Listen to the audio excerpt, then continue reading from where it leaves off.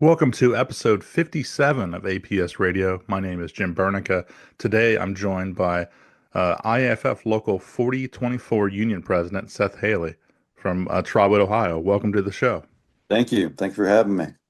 All right. Well, I wish it was under different circumstances, but here's the reality that you guys are facing. So on November 17th of this year, the City of Trotwood Fire Department's budget was presented to City Council. The 2026 budget proposal include cutting 5 full-time firefighter positions. Those 5 firefighter positions were part of a SAFER grant that was awarded in 2021. Um, this had to be a surprise to you, I imagine. Yes, it was a huge surprise. You know, the fact that this grant already expired and the city kept paying for these individuals. Um, I imagine those 5 firefighters that were left probably felt safe. Like, hey, they're going to be covered. The city has their back. They're going Yeah, to be City of Trotwood firefighters from here on out. right. Yeah, we were told last year when we didn't get the renewal grant, the SAFER, that these guys were going to be safe and they were going to be taken care of.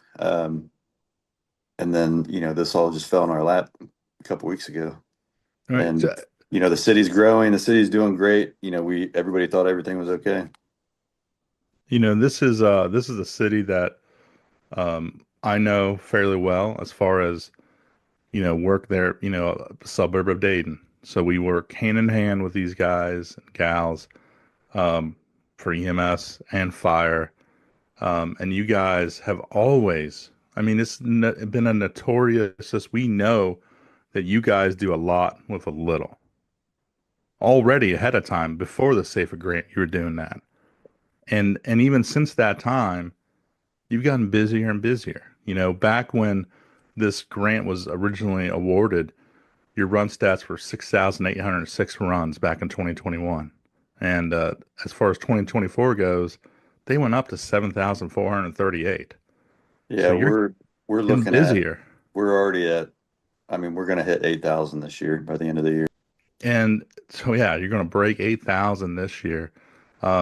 I think I saw 88 fires in 2024.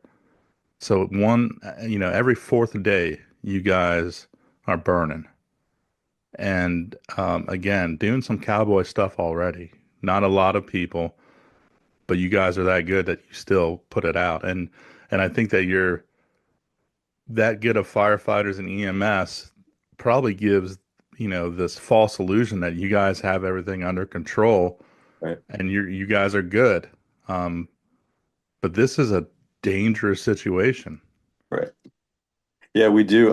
We kind of take pride in the fact that we're busy. We burn a fair amount. And like I said, we take pride in that. We like people work there for a reason. They don't work there to sit around and watch TV or whatever all day. We like taking calls. We like going to fires. Yeah, you guys are doing it all the right way. And this whole thing is happening because apparently, and I remember, beginning this year, and FEMA changed the rules as far as the retention grants go. But it's kind of crazy to me that you guys, not you guys, but the city was banking on, continuing to have other people's money pay for this stuff. Like they have Right. never made it a priority to just cover you themselves. Yep. And that was the thing. They were really banking on getting that renewal for an extra 3 years and having 3 more years to try and secure funding. Where we should have tried to do something those first 3 years. Yeah, it's crazy. And now, they have this meeting, and I happened to be in attendance on Monday at the meeting where they were going. Actually, the budget didn't pass, um, but I mean, there's just some alarming things I heard in there. Um, a couple of quotes from the city manager I pulled out. Um, we've offered part-time positions for those affected positions because we do love our firefighters. Nothing Seth, nothing speaks love like pink slips during Christmas season. Right, Like the love and admiration. Oh, but it's okay. I can be part-time. You know, it's probably about a $50,000 difference without benefits and, your pension stuff stops. right. Merry Christmas. Merry Christmas. Please stay on part-time. And then, yeah, yeah, you have the chief who apparently tells the city manager, he says this is another quote, "The chief has assured me that this community is safe and they will have adequate staffing." 5 firefighters gone. I mean, your community is already understaffed, even I with mean, them. just just to kind of put it into a little bit of perspective, we had, I mean, I think it was 2 weeks ago today, we had a double fatality in the city, and the only piece of Trotwood equipment that showed up was an engine with two people on it, and And there's everybody, mutual aid for everything else. yep, there were four other pieces that came, and they were all mutual aid. Uh, And you this is know, this is before we've had any cuts. as far as the chief goes, and I don't think I've ever really spoken to him, but I mean that clearly sounds like a guy I would want to work for. He not, Right, said, he had the opportunity to say, no, we need these guys. Our runs are going up. This isn't safe for our citizens. It's not safe for our firefighters. Like he had an opportunity and he didn't say it. right. Yeah, I mean, I've been union president for several years, and we've had a great relationship, and I mean, I hope we still do. I mean, we still have to work together, but we've got to get this figured out.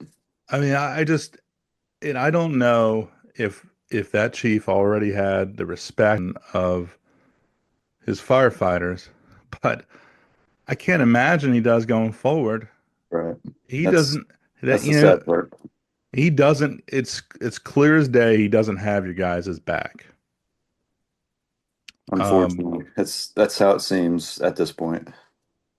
But I mean, like I said, he's been chief for a number of years and done a lot of great things. He's done a lot of great things for the department. But yeah, just this one's gonna hurt. yeah. I mean, I don't know how you recover from that. And um I mean that's a vote of no confidence if there ever was one, right? It's some people have brought it up, but it's not really on our radar at this point. No, well, you're going to have the opportunity to try to work through this stuff. That's the nice thing, Right. right? Yeah. Yeah. When the meeting transpired on Monday and the result was a a, a budget that was not passed, um, I hope that gives you an opportunity to come back to the table and try to work through some of this stuff. Yeah. Now, correct me if I'm wrong. I mean, your department does have some non-essential positions. And really, I don't even want to go there because I don't want to lay off anybody, Right. Right. but like the tip of the spear, the guys and gals that are actually out in the street doing it, like those are the last people that need to go. Correct. So but do you feel like there are options, there are things that they could do differently to make sure that they can keep these firefighters? Yeah. I mean, like you said, nobody needs to lose their job, I don't think, over this. If we can start diving into the budget and find some money, then that'd be great. And then everybody can stay where they're at. The guys that are out there making all the calls should not be the ones given their walking papers. No, no. And it's still crazy to see in this client that we're in right now where everybody needs firefighters. Like there is a recruitment, there is a retention problem throughout this entire country, and it's definitely around our area. Like it's unheard of anybody be letting any firefighters go. But we'll take all kinds. Yeah, I mean, the last couple of years we've been doing good. We've been bringing in lateral guys from other departments, and just a big turn the last couple of years on getting people to work for us full time. And this this is not going to help. No, no, definitely not. Um, because our guys, our firefighters want to feel, they want to have security Right. and they want to know that their department is going to have their back. And I have to imagine that's a struggle right now for the Trotwood Fire Department Yeah, and all it their is. firefighters. Yeah. So here's the deal. Seth is going to have an opportunity, hopefully, to sit down and try to work through this and take care of his guys and gals. And I implore you too to take care of yourself during this. I can't imagine the stress that you have of,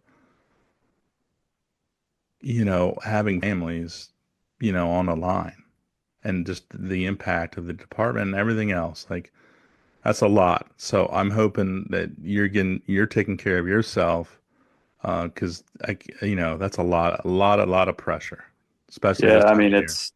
it was rough. I mean, when we first found out that this could happen, the chief gave me a list of guys um, that, in his opinion, should be the ones to go. Um, Two of those guys on that list work for me directly, and I had a very hard time telling them because I wanted to tell them to their face, and I wanted to tell them as soon as possible. And we were on duty when I told them, and it was hard. And then, after the meeting Monday night, even though it's not over by a long shot, but I just felt like a huge weight was lifted. Just even just temporarily, I felt a lot better the last couple of days, Good, and good. I hope these guys do too. We went for a little bit after the meeting, and there was a few of them there, and a couple of them are getting ready to take registry for medics, and hopefully this took a little bit of pressure off of them. Hope so. I really do. But to wrap this whole thing up and put a bow on it, I'm hoping you're able to work this out labor management style. And I know the OAPFF and this whole area has your back. I would ask my listeners and viewers, and I'm not asking you to do anything that like illegal or against the rules.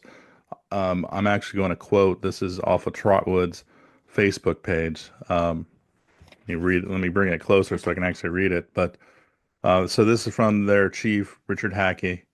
If you have questions, we encourage you to reach out. We will continue to communicate openly as we move forward together. Thank you for your continued support. Trotwood Fire Department. So here's his number, and he posted this, basically asking if you have questions, if you want to talk, here's my number, and it's 937-7270. So if you're local, say something about this. If you're from far away but you've dealt with this stuff before, still give it a call. I mean, it will always help too, and I'll put the link for the council members. But like, let these guys and gals know professionally, nicely. You don't have to be a dick about it, but let them know like that this is bad. This is not safe, and that it's you're asking for it. It's a big, and at this point, it's going to be on them. My good buddy Steve Post, the Dayton Firefighters president, and I'm going to paraphrase it, but he kind of ended his speech Monday night with "Don't make this decision that will widow our spouses or bastardize our kids." Is what's on the line with this stuff. It's not like you guys see 2 or 3 fires a year. It's a couple fires a week. Right. Like you need your personnel. This is a safety thing for you and everybody else you work for. And it's time. It's way actually past time Right. that you guys are a priority. It just doesn't feel like you've been one. I would agree with you. Not here recently, anyways. So do you have any, I know I've talked a lot for this one, but do you have any kind of parting shots before we get you out of Uh, here? no, not really. Would it be appropriate to put my email up also if people had any advice or anything for me? Absolutely. Go for Okay. it. You can reach me at my email, my personal email at sdhaley, SDHALEY 18 at gmail.com. And Perfect. and if we're wrapping up, I would love to say thank you to John Harvey and Jeff Moore and the entirety of the OAPFF and Trevor Towie from the IFF Strategic Campaign, um, uh, Steve Post and Dayton Firefighters, and all the surrounding departments that came out and sent guys out to our meeting Monday night. Overwhelming support for nothing but good things. And everybody I've talked to from our local was very amount of guys that showed up, and we've just had a great support system through this all. It is nice. It is nice to see the brotherhood. Yeah, You don't see it all the time, but man, it's still there. It still exists. And when it's there, it is powerful. So you just yeah, gotta, all you did, and it was the best thing you could have done, is you threw up the bat signal and right, help arrived. yeah. And I hope you keep doing that throughout this process. Keep everybody in a loop. I mean, make it awkward. Like, if there's anything that like Steve Post and myself know how to do, make things awkward. And on that note, let's get you out of here. All right, thanks a So lot. he's Seth, I'm Jim, and we'll talk to you next month. Everybody, happy holidays, Christmas, Kwanzaa, Festivus, whatever you're into, I'm cool with. All right, take care.